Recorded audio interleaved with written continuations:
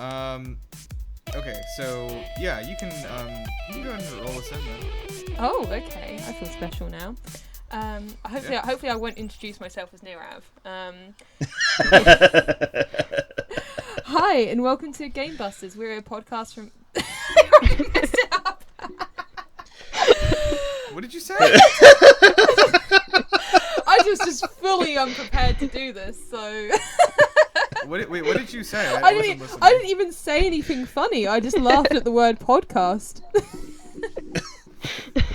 It is a funny word. It is. But anyway, yes, we're a podcast from GameLuster.com. If you're new to the podcast, in which case I'm very sorry, we're usually a little bit smoother than this. Each week we dive into a game or franchise we love or maybe just want to talk about. It's a time where everything's horrible and serious right now, so pretend that the real world doesn't exist and just chill with us for about an hour and a half maybe as we talk a lot of crap about video games. I'm usually the co-host, but I'm promoted for this episode, so I'm your host, Ree, and with me is my demoted co-host, Nirav. Pip pip. Hooray. Hey, I love the enthusiasm. Let's go. I never had to do... I didn't know what to say. Cheerio. There we go. So are you going to do a British accent for the whole thing? Oh, I expect that now. I might. You said pip pip. I thought you said hip hip as in hip hip hooray. Yeah, that's what I thought. No, pip pip. Oh, yeah. Pip pip hooray. Yeah. But anyway, yeah, I also have Jess from GameLuster. Hi. And also Axel, also from GameLuster. Howdy. Okay, so today we are going to be diving into everything about Star Wars video games, particularly Knights of the Old Republic, because as we know, the third Knights of the Old Republic game got 100% accurately confirmed. Confirmed. Absolutely. No one can convince me otherwise. I did not have to pull rank to get us to do an episode on this.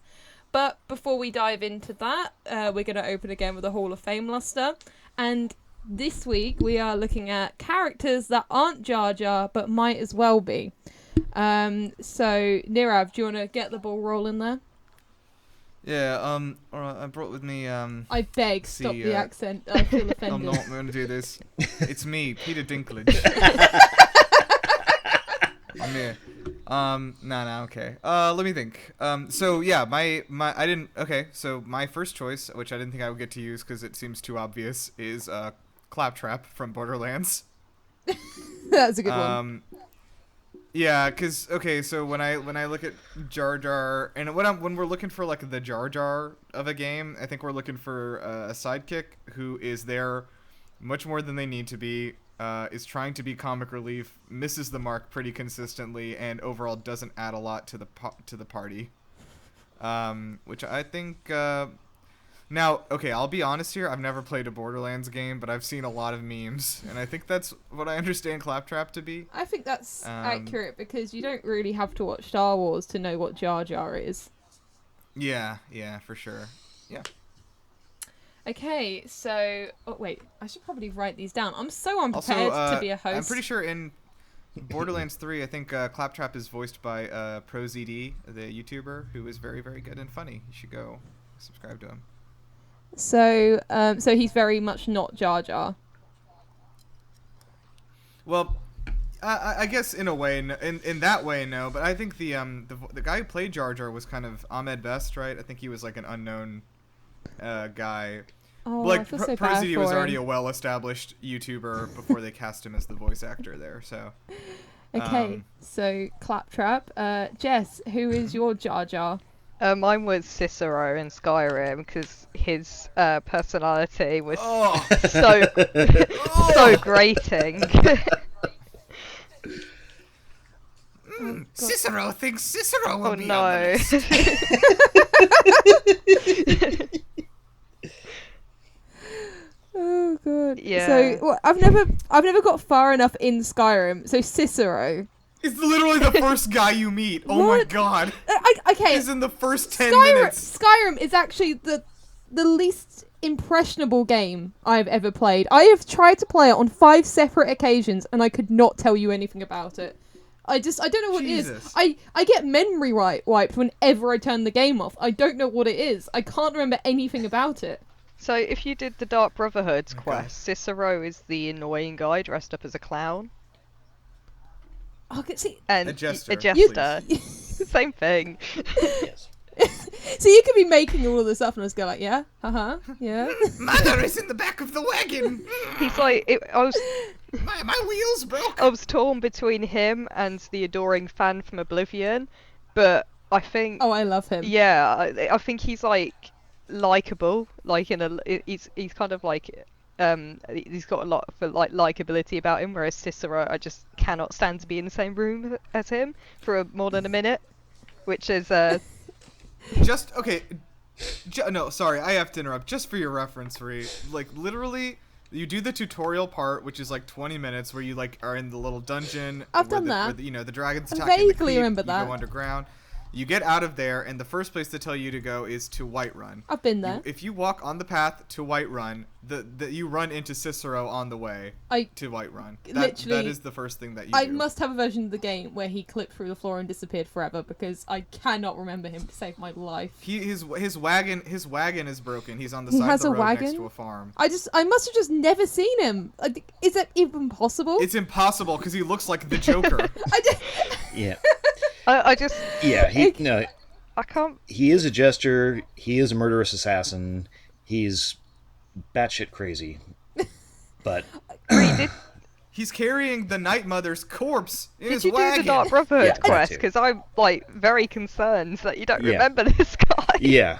Well, when I say played it, I mean I on each playthrough I probably played for like 4 hours at most, and then put the game down, never touched it again. So I can't remember what the aren't the Dark Brotherhood the racist ones? I forget. The Dark Brotherhood are like the murderers. No. Yeah, they're like the assassins group. Yeah. Okay. They're, oddly enough, maybe the only faction that's not racist. Yeah. Oh wow. no, they're creepy as hell, but you know, Yeah. they're not racist. Well, they're equal opportunity murderers. Yeah. They're still pretty questionable. Okay. Honestly though, morally, I put that above joining the Stormcloaks. Okay, Axel, who's your Jar Jar?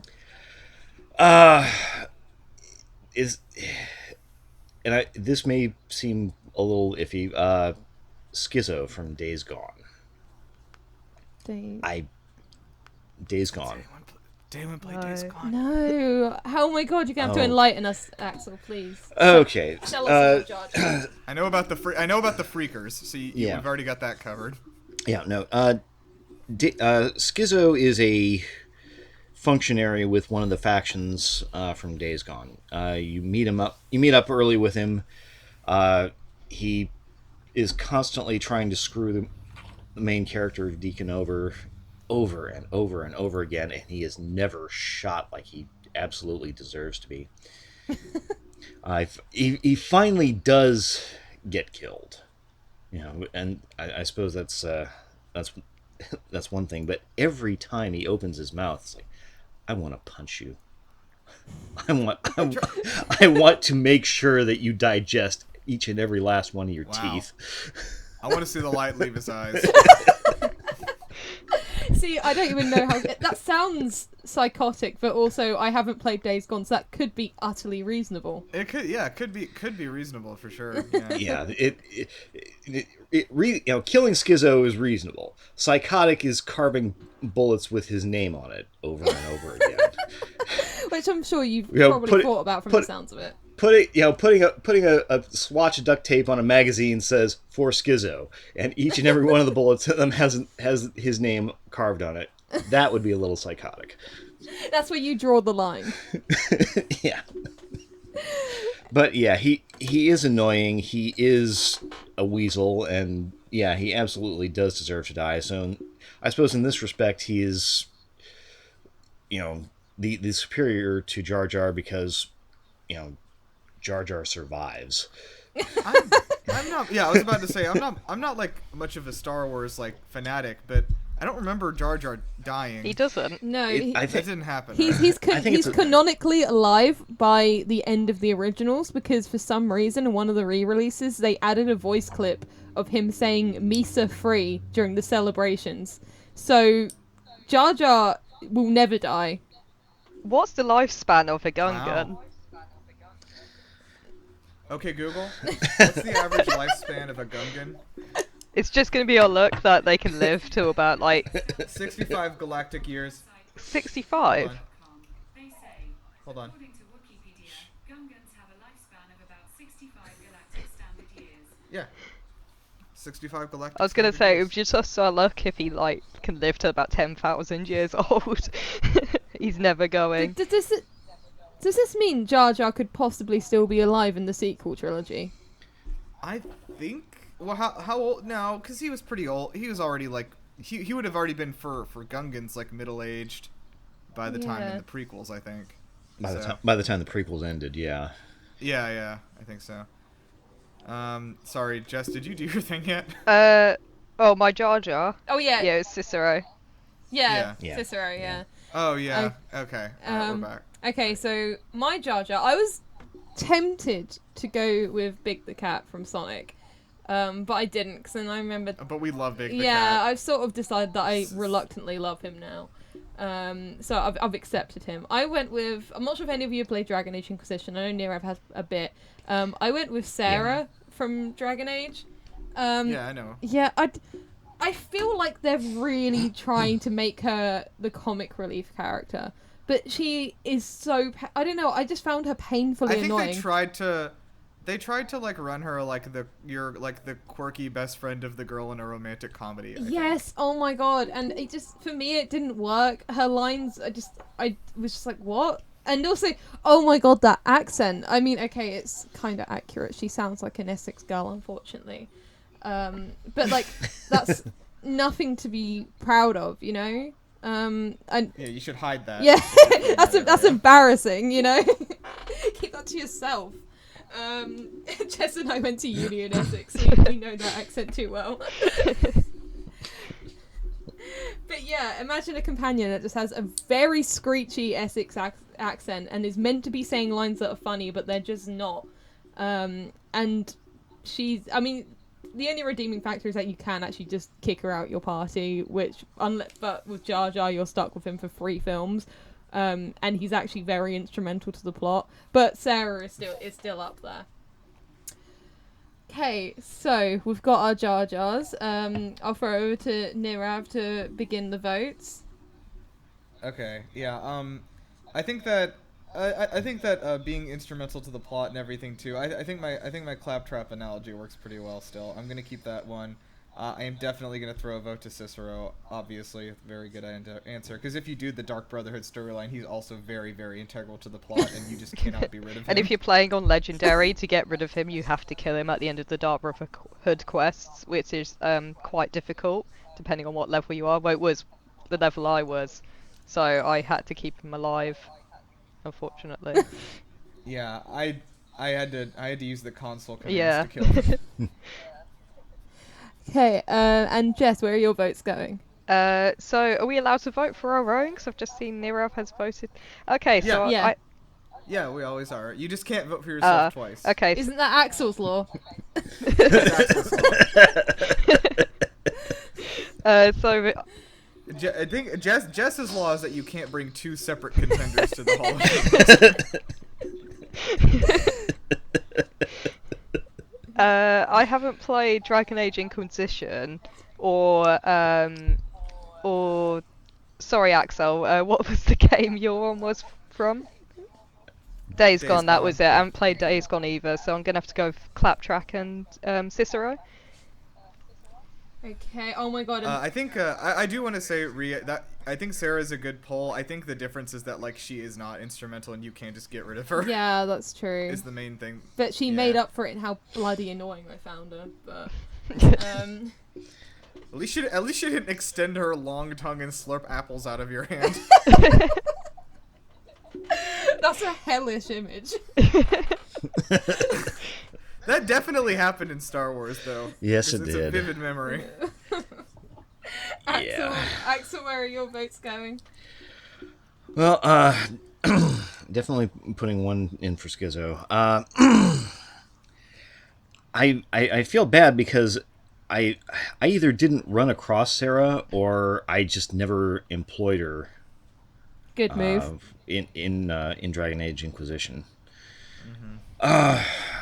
I will probably have to give my second vote to Cicero, if only because I've played Borderlands the pre-sequel. You get to play as Claptrap in that, and it's and yeah, he's still kind of annoying, but at the same time, you understand it's not his fault. He's literally programmed to be that way. Whereas Jar Jar has no excuse. Yeah. He chooses. Jar He Jar wakes up is- every day. His free agent. Yeah, He wakes up every day and decides to continue. We've being seen the other Jar Jar. Gungans. He can be normal if he wants to, and he chooses not to. So. well, to be fair, Jar Jar does grow up. He gets to, he becomes part of He the becomes Galactic. a How did that happen? Yes, he becomes a does. senator. Like Padme I don't know, Jess, chooses have you looked him. over and seen some of the people that we've elected to be senators over here? Jar Jar would be a vast improvement. But Okay, but who employed him?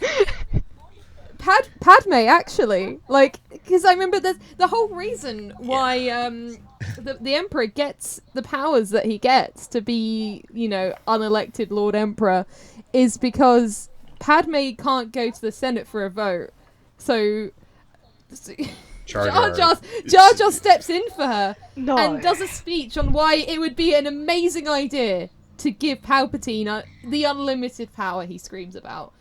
And Unlimited power. that line is Jar Jar's fault. So it was literally Padme who doomed the planet by giving Jar Jar political power. It took 20 years or so, but yeah. That's politics, baby. Okay, Yeah, well, so- my votes are going Claptrap and Cicero. So Cicero has won this. I haven't even seen him, but I'm sold. I'm absolutely sold. So he is going to be our proud new admission to the Hall of Fameluster on the moon, where there is not a Come whole... find Cicero on the moon. Did we ever sort out oxygen on the moon? Do we have a Oh no! No! Oh no! Oh, so You're he's sending dead. Him to die. So for he sure. is 100% dead then. So we have executed Cicero It's for the best. as he enters the Hall Well, of Fameluster. In a manner of speaking, sure. You could say nature executed him. Yeah, I mean, we're not responsible for what happens up there. No. Maybe legally speaking, we probably are. And No, I talked to a moon lawyer. We're actually in the clear. You brushed up on your moon law. this could be like Moon law is this real. could be like an accidental hitman kill. There's legitimately a profession for space lawyers. It's Oh a my real God. thing. All right, well, if you're a space lawyer, Yeah. hit us up. We're in dire need of one. Please. we have several... How many horses do we have on the moon? We have a lot. A lot more than we need. Yeah, so please help us out. I feel like Peter are going to intervene at some point. And we could use a hand, so yeah. Anyway, oh my god, less than 20 minutes for the intro. That's not bad for us, is it? Wow. Damn. Okay. Well, thank god, because we're going to need a lot of time for this. We are It's done. 19 minutes. Okay, I rounded up. You have to be pedantic. So... okay, we're going to jump into Bustums, and today we are talking about, as I said, the history of Star Wars games, specifically looking at how we got to the Knights of the Old Republic series and everything after it. I'm going to ramble on about some old-ass games that I'm not sure what our experience with Star Wars games is. I think we're probably all going to have different levels. Just before we start, what would you consider your favorite Star Wars game? Not counting Knights of the Old Republic? Yeah, let's say outside of Knights of the Old Republic. Outside of Knights of the Old Republic. That one would probably be a toss-up between X-Wing and Jedi Knight. Oh, yeah. My biggest like I think the most Star Wars game I have played was the old Battlefront 2 on the PSP, but I think it was just me and my brother taking turns playing it and just running around as a Jedi and killing stuff. But we probably put a good 70, 80 hours on that. Just doing that. And then I don't think I played Knights of the Old Republic for the first time last night on my stream. And you're adoring it, yes? I'm absolutely. I adored it all the way to uninstalling it. What? Blasphemy. I think it's cool. It's just so old. I'm sorry. It's so old. None of the things have aged well. No, like, it's so fucking old. Oh, I'm gonna intervene there because I played. I'm sure it's interesting. I played both for the first time 2 years ago. Like, what is your excuse? That it's too old. I don't like how the buttons work. I don't like how moving around works. I don't like how old and slow everything is. Wow. And I don't like how all the textures are the same texture. All the buildings are the same building. I'm in physical pain right now. I don't think it's like a bad game. I'm sure it was amazing when it came out, and I haven't spent a lot of time with the story, so I don't know anything about really. I think Trask died. Sorry, bud. Yeah. And I was hanging out with my other friend. I got a droid and it exploded immediately, and I was like, all right. Oh, so it's going well. Okay. It's going well. You're invested. It's going well. Yeah. But then I was like, oh, maybe the second one's like different. I looked at it. I was like, this is the same.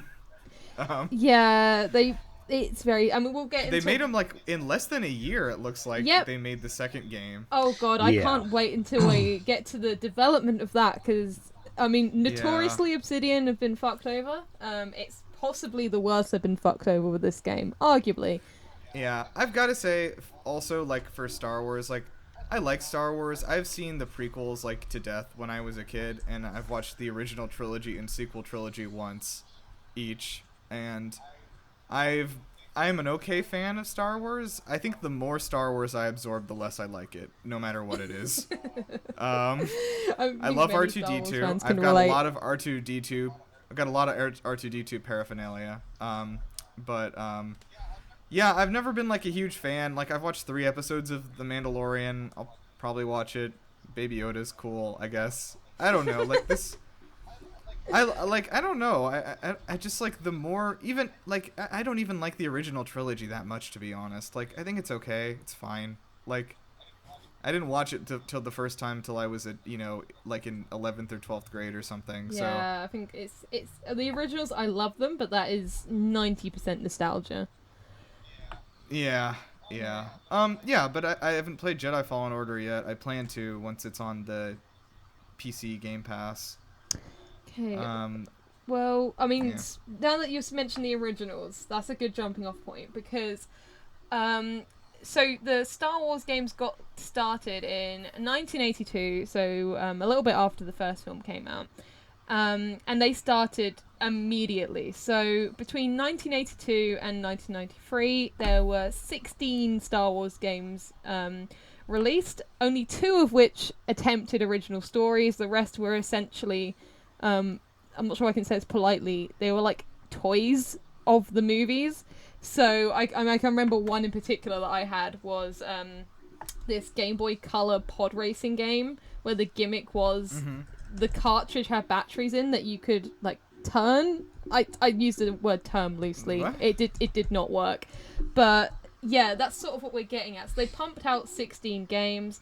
Most of them were your standard licensed games. The best reviews you could really hope for were like 6 out of 10s. Others were like ET levels of bad. Star Wars Jedi Arena in particular is considered one of the worst games and the worst Star Wars game ever made, and yet the developers did not lose the license to keep making games after that. That is more or less Who was that? God, it was actually just a toy company. The Something Brothers. I should have written that down on the news, but they have not made video games since. They started on licensed Star Wars games, and they more or less ended there. Yeah, it was pretty much just some cheap merchandise to slap a lightsaber onto. The only hit of this decade really seems to be the Super Star Wars trilogy, which were stories based on the films with a variety of gameplay elements that are a bit more creative. But overall, the games in this period would stick to one very basic gameplay sequence, like racing, platforming, pinball, and just put Star Wars in it and go, yay, okay, buy it, kids. Okay. Out of interest, I will. has anyone... did anyone grow up on these, like, 82 to 93 Star Wars games? Did anyone have any that they were sat in front of as a kid? No. The closest I... What I think this the N64 was after this. Never mind. There was an N64 pod racing game that we had. I don't think I played a lot of it, but I know I had it. I think the earliest one I've got, Wow. or I had, was I'm not sure which one came out before, but I had the first Battlefront, and then I had Jedi Knight Academy. But Oh, so... yeah, because we were born when the games got good. yeah. So we were lucky. Yeah. The earliest game But I yeah, played... that brings us up to the prequel trilogy. Now, so a little bit before the prequels got underway, in '93, the now 10-year-old LucasArts regained the ability to develop their own Star Wars games after selling off the franchise to everyone. So much like the actual prequels, this was an incredibly chaotic period for Star Wars games. In the run-up to the rebirth of one of the biggest franchises of all time, LucasArts wanted to capitalize as much as they humanly could. They flooded the market. Money. Exactly. Do you like my George Lucas impression? What? There was more to it We than will just not money. criticize. We will not criticize George Lucas. He is this episode's Todd Howard. We will show him respect. Wow. Okay. Do we have to? Incredible. There are parallels, I think, with him and Todd. Todd arguably Interesting. a bit better at what he does. Yeah. But I don't know. I feel like they'd get along at least. I don't think so. Maybe. Didn't. I feel like I remember. Never mind. Maybe it'll come up.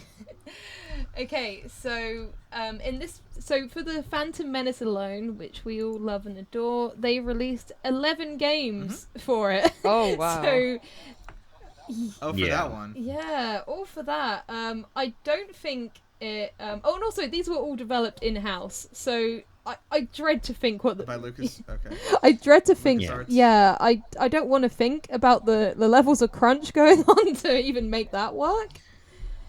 God. Yeah. Did you guys do Jar Jar's balloon race? It was really good, Jar Jar's- actually. Jar Jar's balloon race. What's that? No, I was making a joke it- about oh. Tingle's balloon race. See, the fact is, I Just the fact that they had to pump out that. Yeah. I fully believed that was a game. Like, I was just like, yeah, I was ready to believe that was a video game that got released. Yeah. For all I know, it could have been at this point. So I'm guessing that didn't pay off because they scaled down to just 4 games for the last 2 prequel movies as they start to branch out to other developers again. Yeah, so this I'm talking about now, like the early 2000s period, which is sort of what a lot of people have a lot of nostalgia for. Even outside of Knights of the Republic, obviously everyone has fond memories of playing Battlefront. So of that period, like what sort of Star Wars games were you guys playing? I have to do something right now. I guess you can't see, but I'm gonna physically hold in my hand the only Nintendo DS game that I still own, and yes, it is Star Wars. There's Episode 3, the DS game developed by Ubisoft. They did a DS game. Did anyone else play the PS2 Episode 3 game tie-in? No. Because No. oh my god, Revenge of the Sith. Yeah. Yeah. Yeah. Revenge. I think the DS. I think this was one of those things where the console and the handheld version were just 2 completely different games. I'm guessing. Oh, those glory days. You remember like back in the day, that was all of them though. All those tie-ins had like a bad handheld game and then also a bad console game that they were totally Yeah. different. See, the thing I love about this game in particular, I'm not this might have not made it into the DS version, but in the PS2 version, you get to kill the younglings at the end. Because in the film, they don't show it. He just looks angry and then the younglings are dead.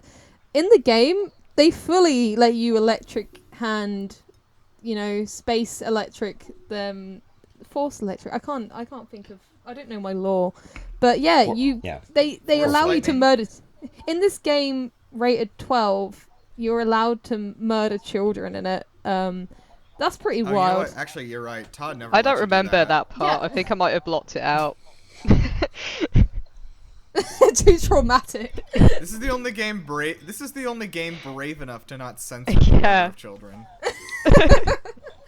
I'm sure George Lucas probably personally fought for that. He marched into the studio and was like, allow me to do what the cinemas won't. Didn't that game have multiple endings as well? Like you could like unlock a hidden ending. I think you couldn't you? Maybe that's just one of the endings, the kill child ending. Oh. But yeah, at this point, LucasArts were like, hey, these video game things are pretty good actually. And that's when we got games like Star Wars Jedi Knight, Jedi Academy, which I actually haven't played, but a lot of people have, and they seem to have good memories of that. Yeah. And of course the reason... Oh, did you play that? Yeah, I just remembered. You could make your own character and then become a Jedi Knight in Jedi Academy, and you could pick between the light and the dark side. And I think I was about 10 years old when I played this, and I went straight to the dark side. No questions asked. As my parents watched on with concern. Can you kill younglings in this game? That's the I real don't mark of a good think Star Wars so, game. but you can use force drain and stuff on stormtroopers. Bloody hell. Yeah, the Jedi Knight games we had... get brought up to the game that we're here to discuss today, which is Knights of the Old Republic. Developed by Baby BioWare before the EA days. And Babyware? yeah, Babyware. Wow. This was approved in the year 2000. LucasArts approached Baby BioWare and asked them to create a prequel game to promote Attack of the Clones. They chose to make it a massive prequel because it's actually set 4,000 years before the events of the prequels. And this was so they could have more creative freedom and not be bound down by Jar Jar, I guess.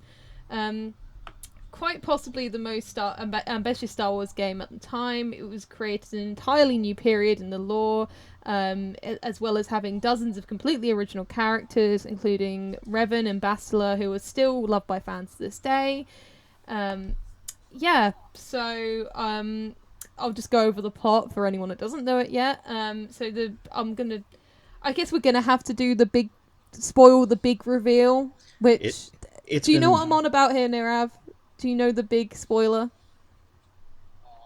No. Please tell me.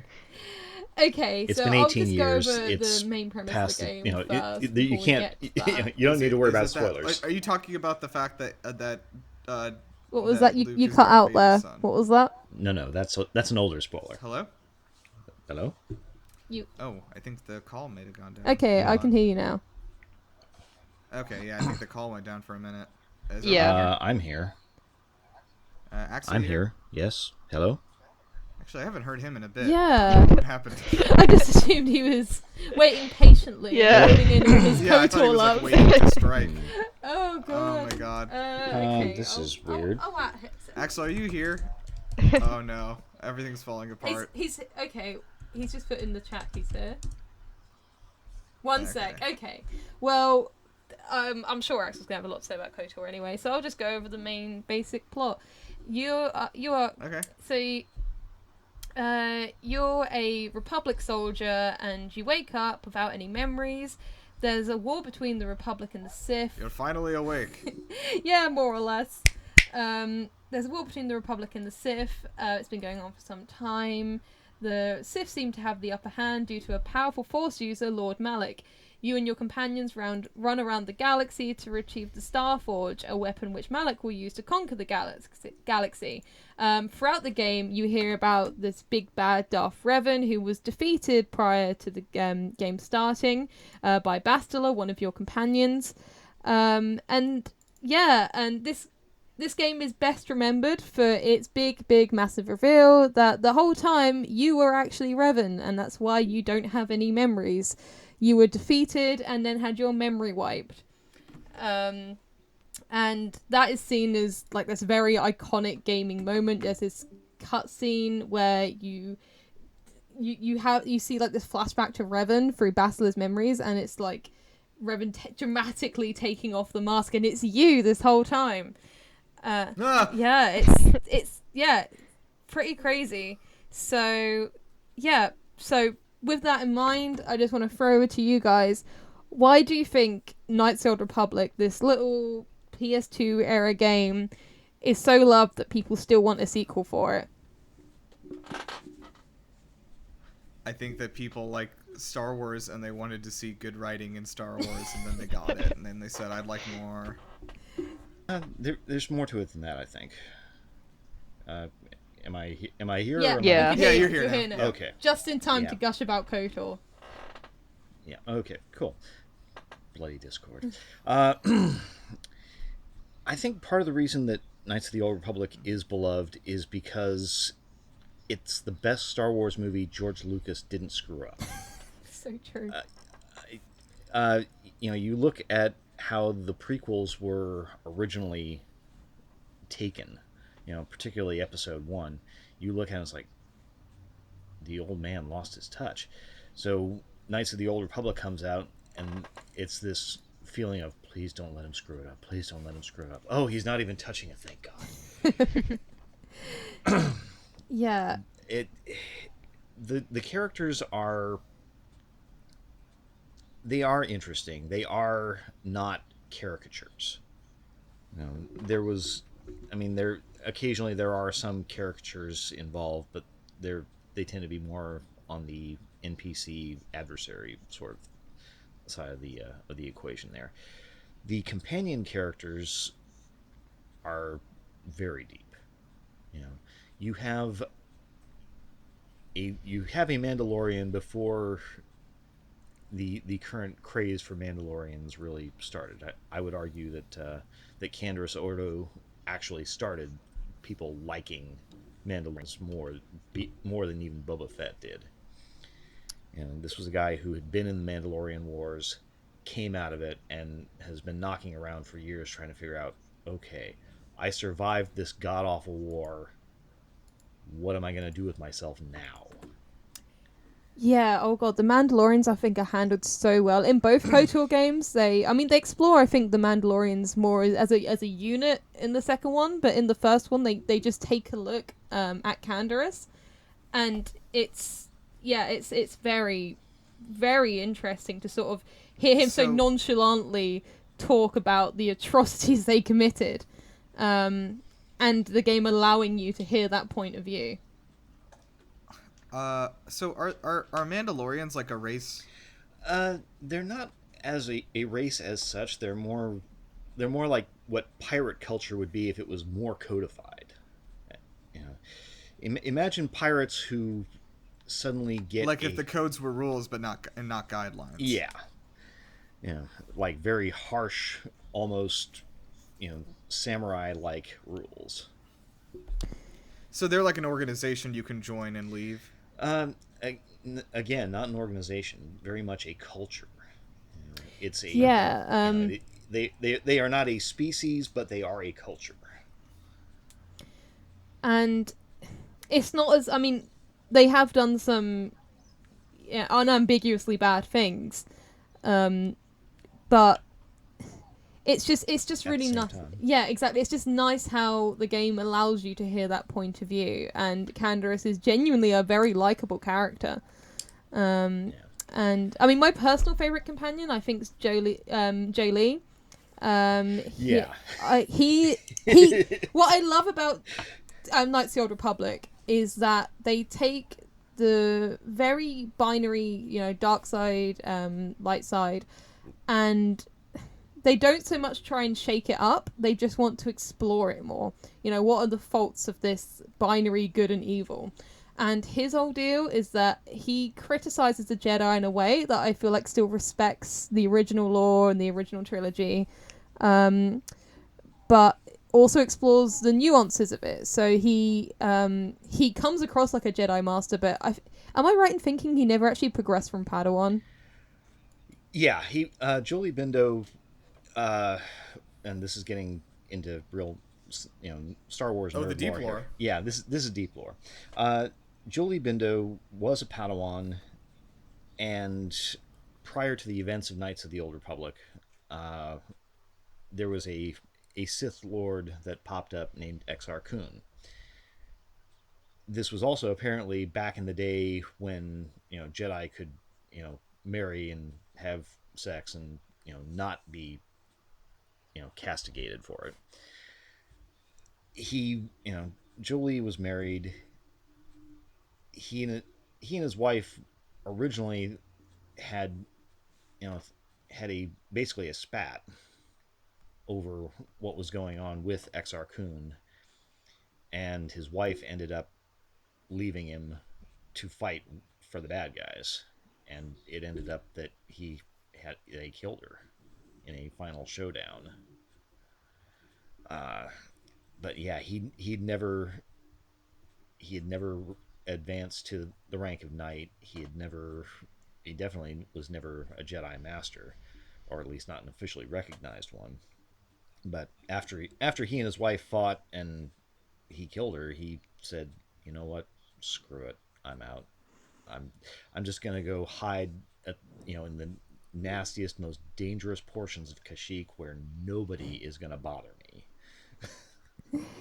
And you get some really interesting conversations with him, because this is a game that's like, okay, obviously the dark side are bad, but what are the Jedi up to? I mean, it's, there's the moral dilemma of the fact that they wiped Revan's mind and stripped them of their entire identity, and called that justice. And the sense that obviously Jolie is, not, doesn't feel accepted by the Jedi, even though he's got all this skill, he's still a Padawan by their standards.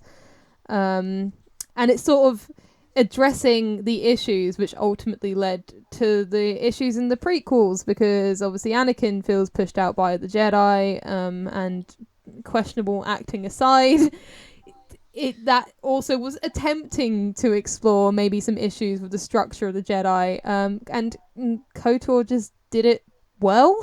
I think that's why everyone loves it. I do want to say something quickly, which is that if and I saw a video a while ago about, because I think a lot of people criticize Hayden Christensen's Oh, I love acting, Hayden 'cause it does come Christensen. off as weird and stiff, like a lot of it. But if you look at if you watch him like alongside scenes of Mark Hamill as Luke in the original trilogy, he is almost exactly the same. Like he almost perfectly copies the essence of like what Luke is bringing to the table, but like with a like a more grim twist to it.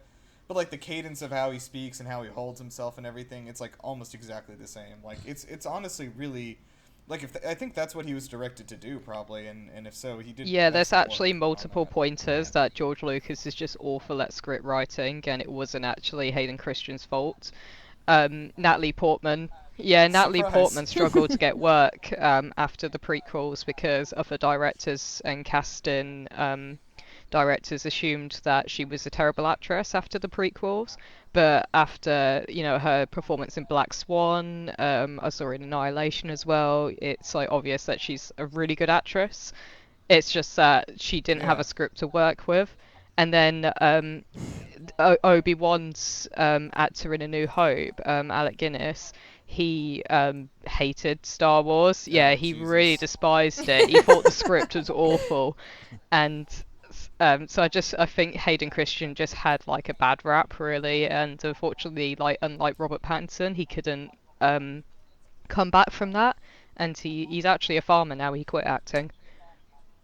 Yeah, I'm almost One. glad for that, Uh, because the Star Wars fandom is not kind at the best of they're times. mean. So But also interesting thing I think I knew is that for for Sir Alec Guinness, there was like a convention or something that he went to, or not he didn't go to. There was some fan approached him somewhere, and it was this kid who was like 12 or 13 at the time, like right after Star Wars came out and got big and everything, and they said they had watched it like 100 times or something like that, and like genuinely like 100 times, like, and he told that kid, "You've wasted your life." Oh my No.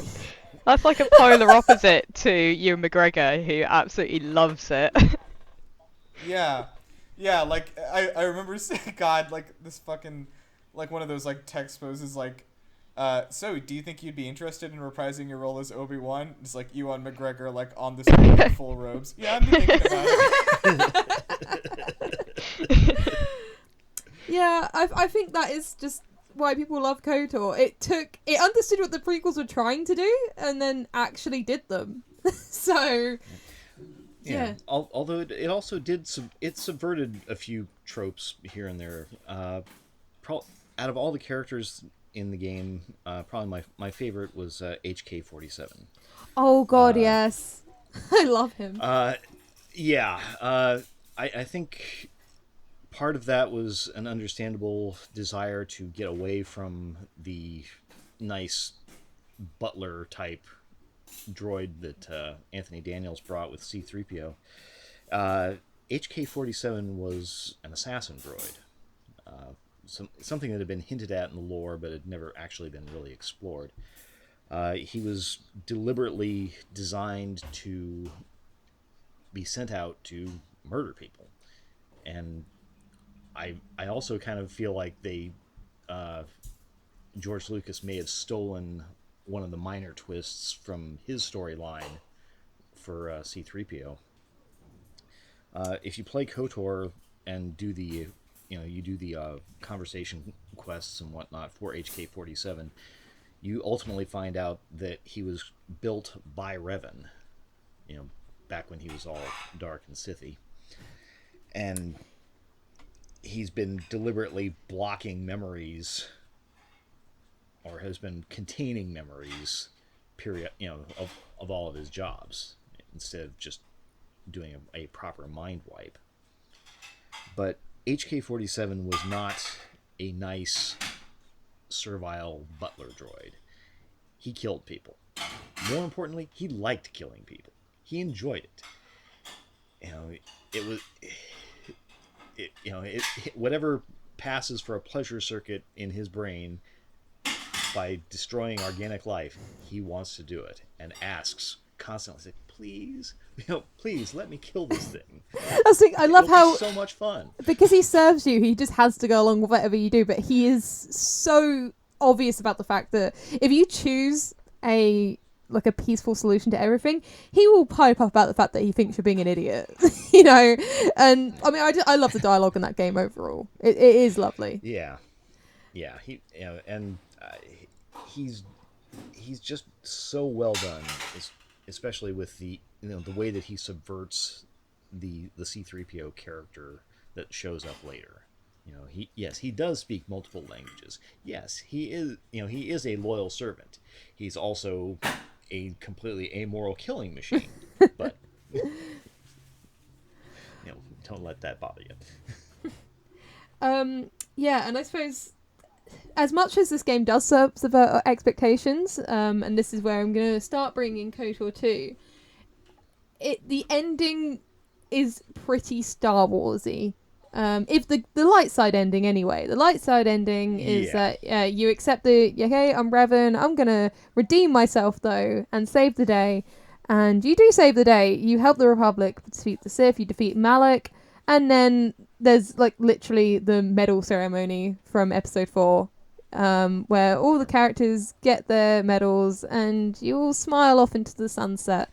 You can do a dark side ending, and that's pretty fun. Can just it was the dark side ending, the dark side, playing dark side in KOTOR, you do some really grim stuff. Oh God, you really do, don't you? Oh God, I'm just remembering the thing with Mission and Zalbar. Yes. And Zalbar. Oh, yeah. No. Oh. Yeah. You are. You have no friends, or very few friends by the end of it. You've got a couple of loyal functionaries who will do whatever you ask, because if you don't, you'll either force choke them, force lightning them, or force dominate their minds to make them do it anyway. Yeah. And it's just grim, but it's really well done. That's the problem. It is. But, of course, that's not the canon ending, funny enough. The canon ending is that you are a super good guy, and you get your super good guy medal, and everyone loves Revan now, kind of, I guess. LucasArts already decided they wanted a sequel before this one had even been released. They asked BioWare, but they turned it down because they didn't like how rushed it was going to be, and they wanted to move on to other things.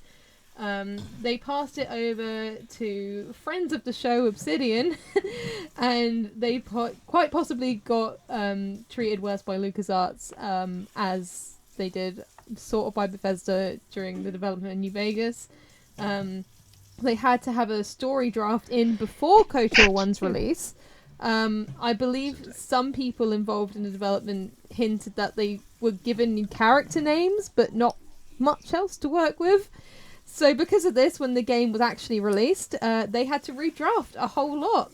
And they had to do a lot of redrafting. And they were coming up with characters, and they had to use characters they had ideas for other games and just put them into KOTOR 2 and go, please work. And surprisingly, I at least think it worked. But yeah, this left them with under a year to make the game. They had to rush everything, resulting in it being incredibly buggy at launch. So much taken out because they just didn't have time to quite polish it up and remove bugs. The atmosphere... In classic Obsidian fashion. Exactly. The atmosphere in the workplace was incredibly tense, with Obsidian co-founder Fergus Urquhart? It's Urquhart, isn't it? Fergus Urquhart. Saying they had to choose between getting it done, getting in trouble or getting it done, which sounds very familiar for Obsidian. So KOTOR 2, I think, is talked about a whole lot less than KOTOR 1. I think that's maybe because it's not as tight of a story as KOTOR 1. The KOTOR 1, you can describe it, it's the redemption of Revan. KOTOR 2, so that's quite different. So you play as the Jedi Exile, who fought alongside Revan during the Mandalorian Wars. You abandoned the Jedi to do so. However, you do not get a convenient memory wipe. You just sort of get left with these horrific things that you did and go to the Jedi seeking redemption, and they just say, no redemption for you, piss off, take your lightsaber away, and at this point you've lost connection to the Force. This takes place 5 years after the events of KOTOR 1. And so you start out and you're slowly regaining the ability to use the Force. You're followed by your sort of new teacher, Kreia, who is this mysterious old lady who's totally not a Sith but sort of obviously is. You're joined eventually by other companions, such as Aten and Mira. Those are the ones that come to mind first. There's loads of others. You have the Handmaiden.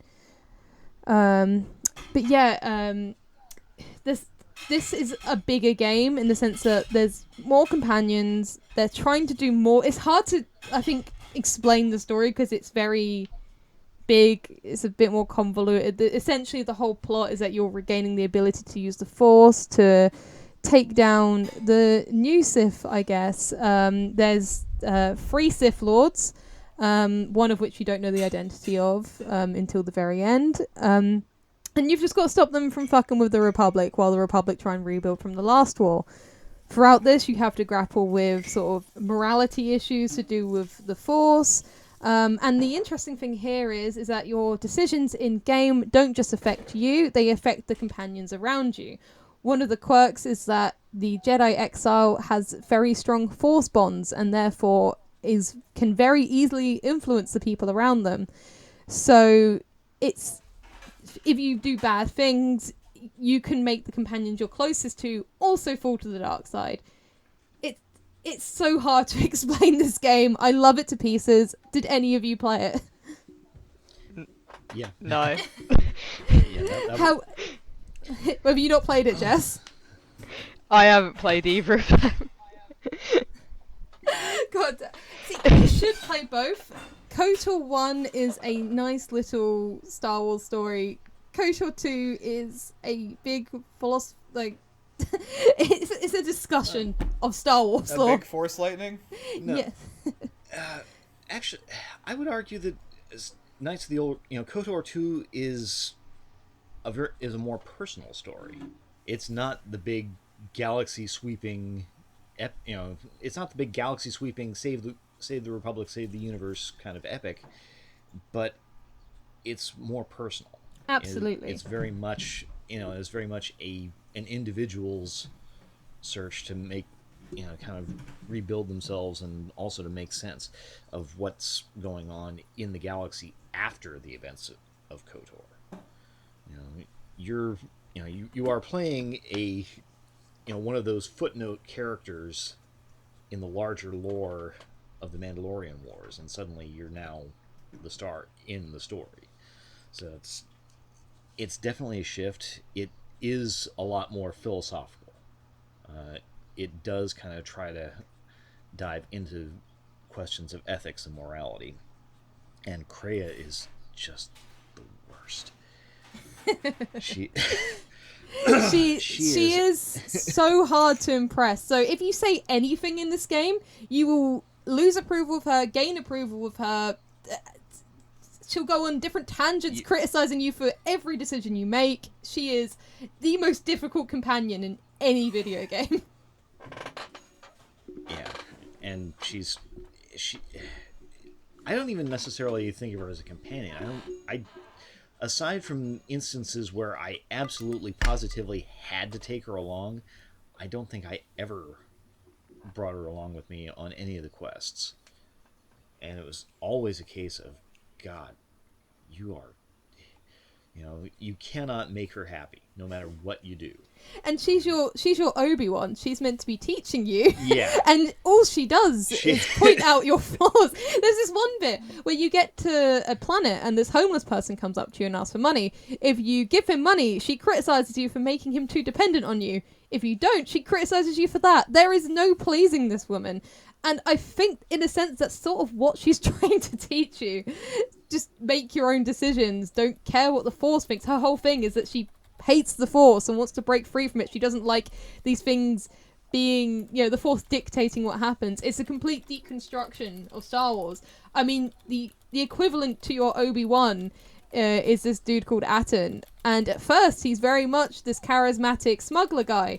Then you find out he committed a fuck ton of war crimes and tortured people. It's just little things like that. The Wookiee in this game has a life bond to someone who saved him, and he hates it. He has to do everything that this girl tells him to, and he despises it. So he's trying to kill her so he can be free from this life bond. It's sort of just taking everything about Star Wars and saying, okay, but like this could happen. It's, like I said, very personal game. It's about the It's essentially, what if Revan was a nobody and also didn't get a convenient memory wipe to forget about all the atrocities that they committed? It's like, you have to... Because in Star Wars, usually how people redeem themselves is they just get fucking killed. Like, Kylo Ren, Darth Vader himself. If you do a bad thing, you can be redeemed, but you have to die. This game is like, okay, but what if you had to live? What if you had to live with these things that you've done? I really like the idea of the storyline, but I feel like I'm gonna have Nirav's problem where I just can't let go of how outdated the controls are. When you hit the A key, you turn your body and walk What? to the left. It just works. It's before the... It's from before the modern control scheme that we all know and love of, like, use the mouse to turn the camera and use the left and right buttons to strafe and back and forward to walk back and forward. Like, that wasn't the standard back then, and I understand that, but yeah, it's so hard for me to do that now after having played games like that for 10 years or 15 even almost. Like, this is one of those games that I really would recommend plugging a controller in. Oh yeah. It was not originally designed for the PC. It came out later on the PC, but oh, interesting. Yeah, okay. It came out originally on the Xbox, the original Xbox, not even the 360. So, Oh yeah. so, Oh yeah. so definitely Oh. one of those ones that a controller will make your life a lot happier. And there are guides out there. I believe there are mods that that have more high resolution textures. You know, you can find those if you like. Yeah, it's not even about the high resolution. It's just like I think, and I know it's on me, but I've just become accustomed to like a higher standard of visual quality in games, and like if I come to a game completely new, and like again, I have no real emotional attachment to Star Wars. I don't know what any of the things they're talking about are, nor do I care very much. So like I think that like from that sense, it's like okay, like I can respect these games just from a distance, and you guys enjoy them. That being said, like if they did actually make a brand new from the ground up, like, game, which I think has been rumored to be called Knights of the High Republic, Yeah. then like I would definitely be interested in checking that out at Yeah. the very least. Like, I mean, like I like the idea of Star Wars a lot. I don't know that I can point to any single Star Wars media product as something I enjoy though. See, if you're already like not super emotionally invested in the lore, I would still recommend KOTOR 2 to you because it's it's an Obsidian game first and a Star Wars game second. This was them flexing their writing skills and how philosophical they can make things. And yeah, and this was the same team that ended up making New Vegas, right? Yeah. Like Yeah. back when this was yeah, Obsidian, exact same crew as far as I know. All the major players there. So and also I should say, I'm not sure how you feel about this, Axel, but if anyone says they want to play it, I immediately say please get the restoration mod. Because yes, to me it's.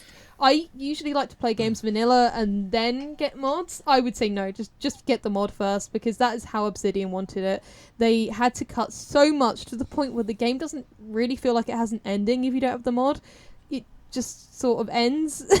But in the restoration mod adds so much of what was clearly intended to be in the vanilla game. Yeah.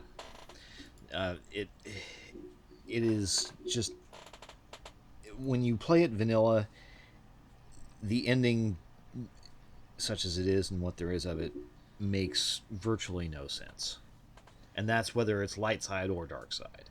You get you do get that big climactic battle at the end, but after that, it's like there's nothing. still action going on.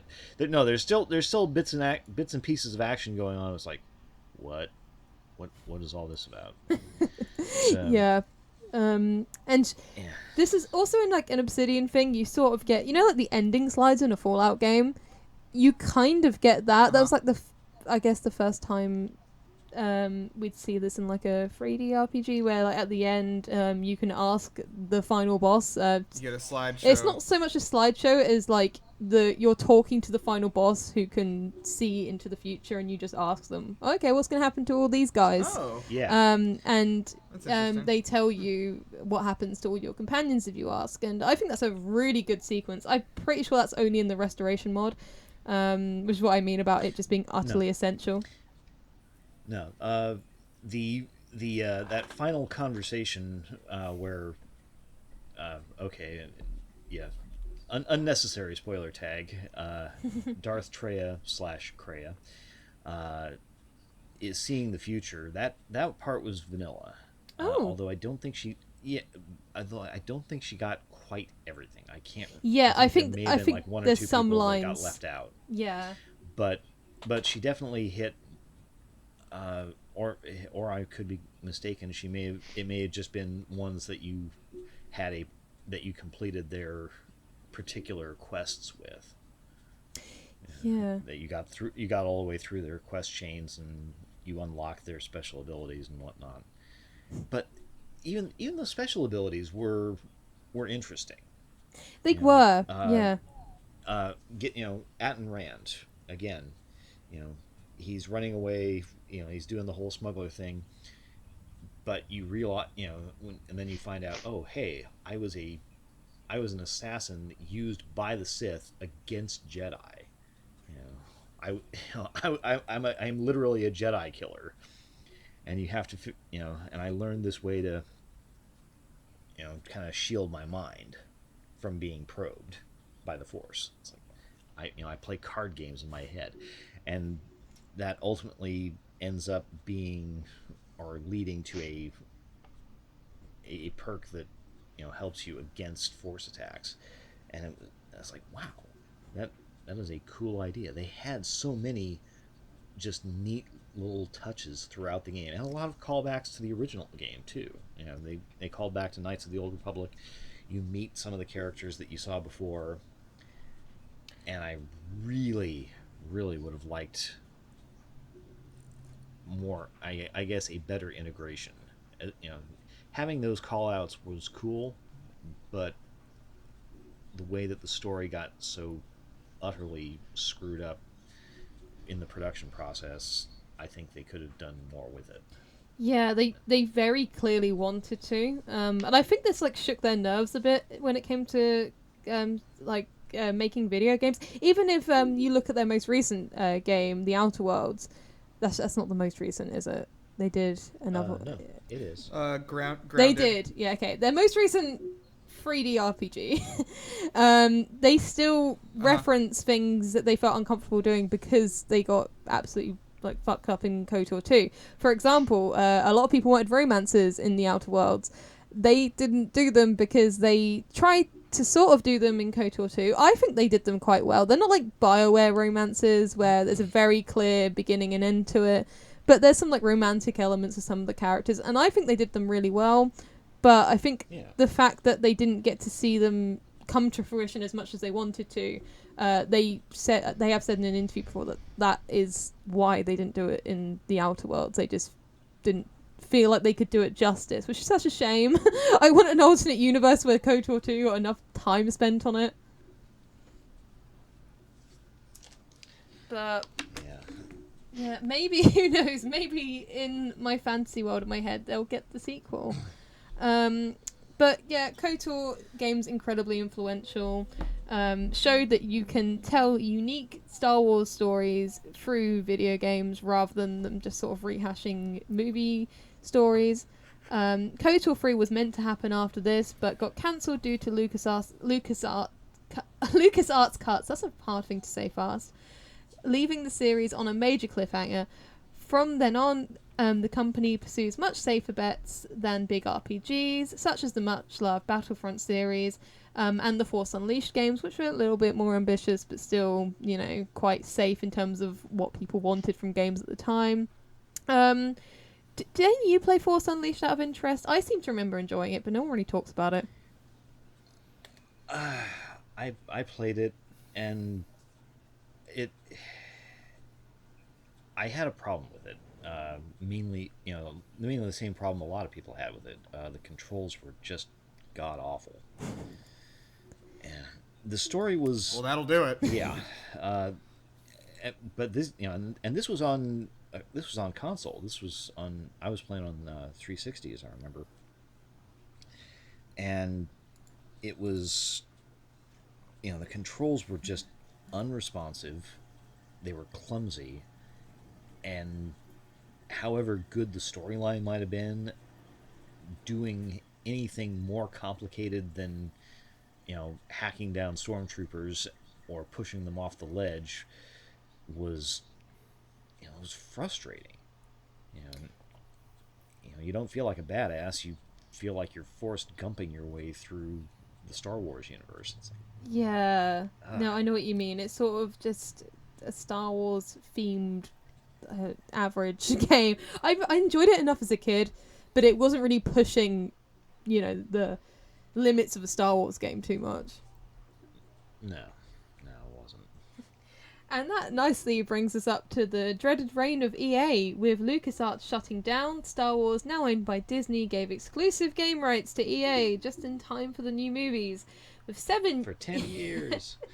And in those 10 years, they produced 4 entire games, 2 of which people kind of liked.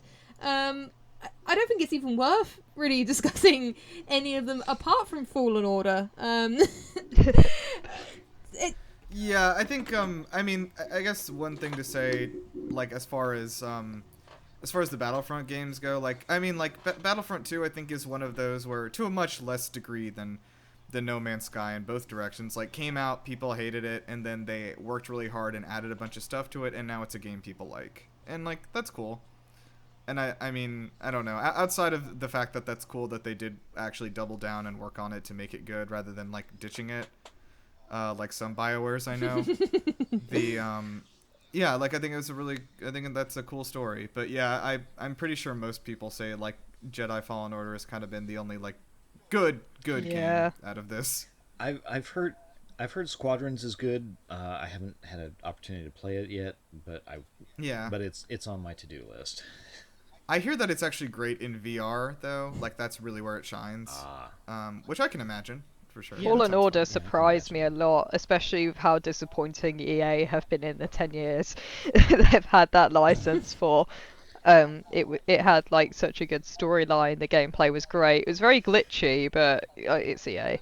And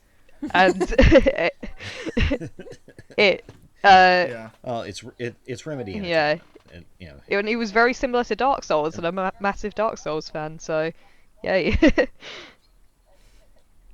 Yeah, I mean, I haven't played Fallen Order yet. It's been sitting there waiting for me to play it for ages, and I just love how low EA managed to set the bar, because I can remember seeing the trailer and being like, oh my god, it's single player. Oh my god, it has a story. So, like, wait, does that guy have a lightsaber? Holy shit! They did set the bar low, but at the same time, they still kind of knocked the bar off when they made their jump. It was not a clean jump. The bar was on the floor at this point. Yeah. And they still screwed it up. Yeah. But we're free. It's free. It is, and actually, yeah. I mean, that's the thing. Now that other people can make Star Wars games, what do you guys want to see from Star Wars? Another, KOTOR, another Fallen Order, something else entirely? What are you guys looking forward to? No, not another Fallen Order. No. I think that was a very. I can almost guarantee you that's exactly what Respawn Yeah, is doing right now. Yeah, Fallen Order's in the works apparently. Yeah, that makes sense. It was really successful critically and commercially, and Star Wars fans will just like eat shit off the floor if you put R2-D2's face on it. So people are gonna buy this. We'll complain about it. We'll say it's shit. We'll abuse the people who gave us the shit, but we'll still eat it. I mean. Oh yeah, absolutely. As far as Star Wars games go, there needs to be, I think, a sense of high adventure to it. It can't just be cool spaceships and lightsabers. There has to be a spirit of adventure in it. It's like we are going out, we are doing incredible things. It's like we're choosing to go out here, and we're also being pulled by forces of destiny to fulfill an unknown future. And finding a story that can pull off both of those, that's what I would like to see. I would love to see a game that does a KOTOR where it just starts from the beginning, like we start in a time which we haven't explored yet. There's no characters from the films or from the other games, and it's just like completely fresh. Yes, absolutely agree. I mean, that's sort of what turned me off Fallen Order a little bit, and why I haven't been in a massive rush to play it, because it's close to a time period we already know. Yeah. I really want them to go either really far back or really far forward and just explore that. Isn't Forrest Whitaker in the? Yeah, he's in it briefly. Point? Yeah. And there's also another character that's in it, but I won't tell you which one because it is a surprise at the end. No, it's not. It got spoiled. It got spoiled during a Thanksgiving. It got spoiled in a trailer. Just go ahead and tell me. I don't care. Yes, Darth Vader shows up. Yeah, I figured it would be Darth Vader. Of course it. How could you possibly make a Star Wars without him? I'd He doesn't even show up right until the very end. towards the end. It's after you've defeated the final boss. Yeah. And he's badly misused. He is. I thought he was really well handled, actually. I That feels like the best way to put him in a video game, to be honest. Yeah. By the way, I just did some checking, and that's so disappointing. They didn't get James Earl Jones back. no. Did they not? I mean, he's about. But he did Rogue One. Yeah. So he's like clearly still interested in doing. That's strange that they couldn't get him to do what I guess is a cameo. He hates video Really? games. The only explanation.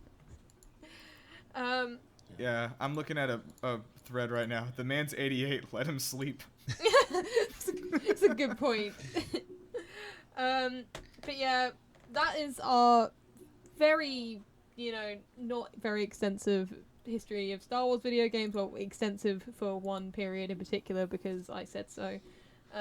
But overall, in all the Star Wars games, are there enough ghosts? Yeah. There are a lot of Force ghosts, right? Yeah. I can't remember any Force ghosts. Yeah, have we explored Force? There were a lot of them in. There's my idea for a Star Wars game. Just give me a fucking Luigi's Mansion for Star Wars. Lots of Force ghosts I gotta suck up into a vacuum. It's all the. It's just all the Force ghosts that George Lucas wanted to add in the special editions to the films, but like the ones the producers managed to stop. So you just have an entire mansion full of them. I'm up for that. So yeah, more ghosts. George Lucas, unleash your special editions and give us more Force ghosts. So yeah, before we get to the end, time for games. We're going to do another predictive text one because I think those are fun. And now that the Star Wars license is free, we are going to hit it up and make our own Star Wars game. So we need to come up with a plot for it. So has everyone got their phones ready? Yeah. Cool. Okay, so just open like notes or something. And yeah, I'm going to give you a sentence and you just have to put in, whatever the predictive thing says. How do I open? Okay, here we go. So I'll get us started and mine's going to be... Oh God, I'm not prepared for this. I'm trying to open like both on my phone at the same time, like the script. And okay. So mine is, the war continues... So this is like the scrolling text thing at the beginning. I put... Yeah. The war continues between something and something.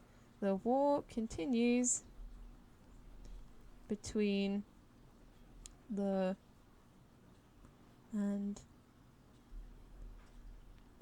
okay, mine is the war continues between the people and the government. Okay, well that's you're right. Okay. It is. Hold on, I'll put these in. It is. Okay, Nirav, you go next. Alright, sure. All hope is lost. All hope was lost after the defeat of...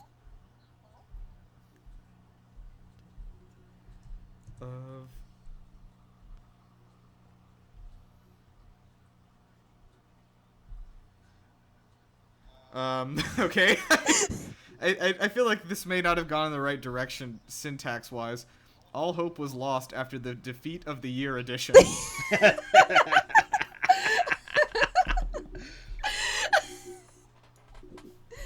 This is what I get. That's what we get for being gamers. You've ruined the predictive text game. I've ruined my algorithm. Okay, Jess, you go next. However, on a distant planet, a hero is... However, on a distant planet, a hero is unavailable. Oh no. Okay, so a very hopeful start. Yeah.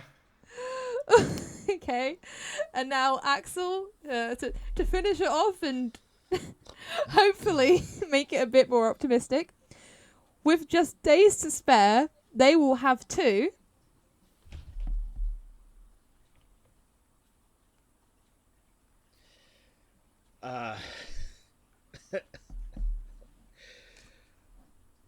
Wow, this is going to be this. This is either going to be very meta, or this is Oh just going to no. make no sense at all. With just days to spare, they will have to think. That's just the best way to end. Just to sort of cap this off, I've actually taken the liberty of coming up with the title with my predictive text here. Say hello to everybody to Star Wars: the same thing. Same thing. Okay. Oh, All right. So- So quick recap here. The war continues between the people and the government. All hope was lost after the defeat of the Year Edition. However, on a distant planet, a hero is not available. With just days to spare, they will have to think. Bum, ba-ba-ba-bum, ba-da-da-da-ba-ba-ba. So, the people and the government are fighting. A year of the Game of the Year editions have been banned, and that's why they're fighting the government. Finally. No heroes are involved in this story, and everyone's just gonna have a big long think about this. We've told a banging story, guys. No heroes? Oh, we're gonna have to think about this one. I'm gonna pitch this to Disney right away. GameLuster's gonna get a slice of the Star Wars pie, and it's gonna be great. God. Oh god. Okay, you know what? I think I've exhausted my hosting powers. So Nirav, do you want to take us out with your usual Oh, what? deference Oh, to God. Todd Howard? Okay. Yeah. Actually, no. We're gonna thank George Lucas for this one. Aww. Yeah, because he did. I mean, as much as people shit on him, he did some Star Wars at the beginning there. That was his. And honestly, I feel like J.K. Rowling's decline into anger and insanity has made me more appreciative of George Lucas in retrospect. Yes. Yeah. Yeah, because it looks like I was like, oh, he could have done a lot worse. I guess. At least he's just, sitting on the sideline saying, Disney should have made Rey an android. That would have been better. Like, if his worst transgression is being an incompetent director, like I'll love him for it. He's a lovable idiot at the end of the day. Yeah, sure. Yeah, so you can find us at GameLuster.com, and you can find us on Twitter at GameBustersPod. We do cool tweets there, and you can find them there and access, retweet. I guess that's really all the things you can do. So yeah, you can find us also on YouTube.com/GameLuster. Give us a subscribe there. Check out our cool videos. We have lots of them. We usually have 1 to 2 videos every week coming out. High quality stuff. No, we're not crunching here. We're taking our time on these high quality boys, putting them out there. Also, we're on Wikipedia now. So We you can are. find us We are. there. We're on. Okay, so GameLuster is cited on I think 5 different Wikipedia entries, including Nirav's video on the cyberpunk genre. Which didn't you say that you've researched the Wikipedia page? Which I used the Wikipedia page to get all the information in the video. And so I don't really know what to make of it. Yeah, you can please give us a rating or a review if your podcast store so allows for that kind of a thing, like Apple. And say, hey, these guys are pretty cool.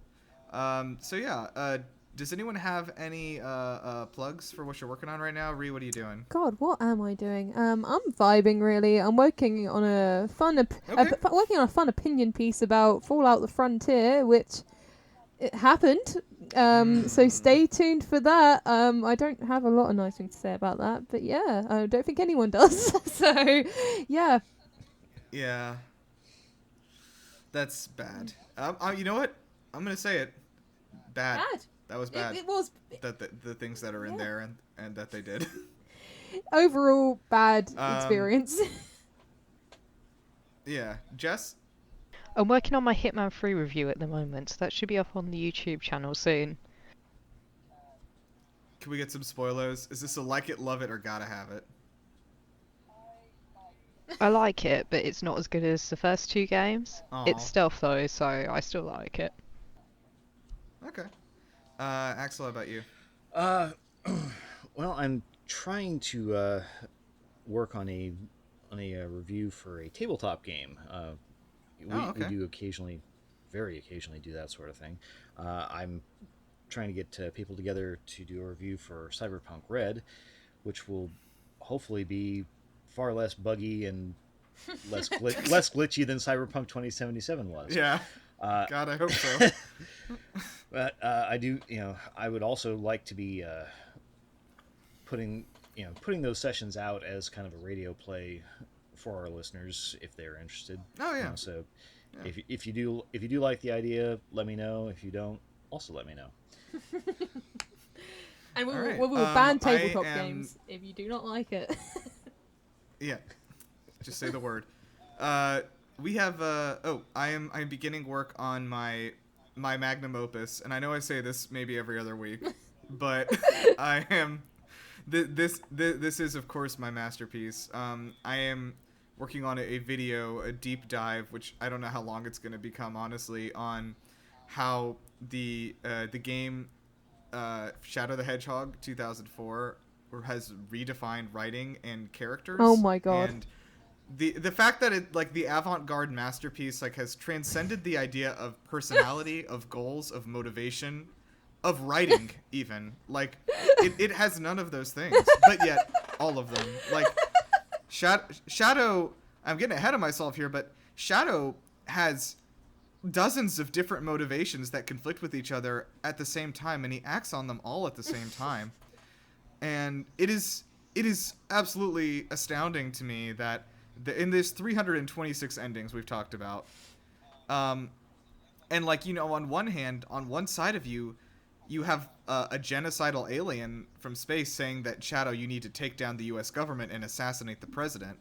And then on your other shoulder is Knuckles saying, we've got to find the Chaos Emeralds. And it's like that the whole time.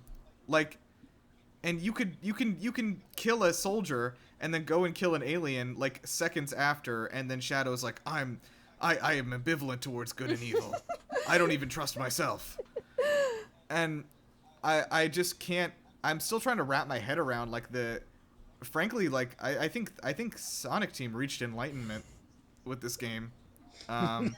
He's so complex because it's almost like, it's so strange because, it's like that circle. It's the Ouroboros almost of Shadow has so much character that you could also say he has none.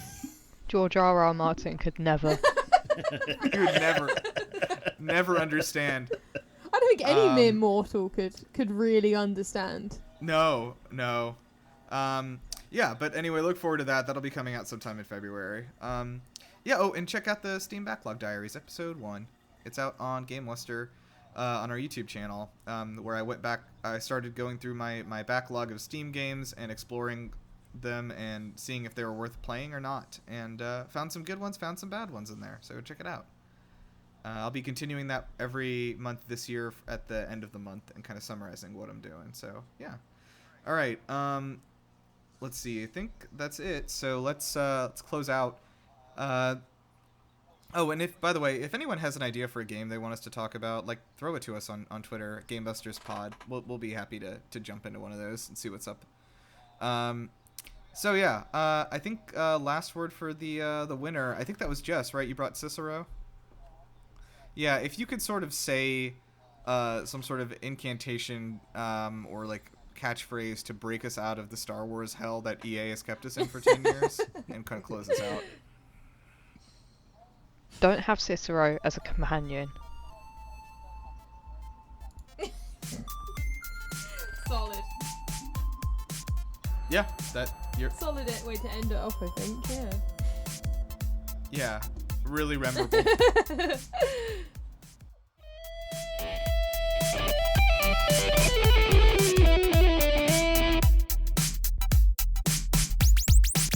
Mother is in the back of the wagon.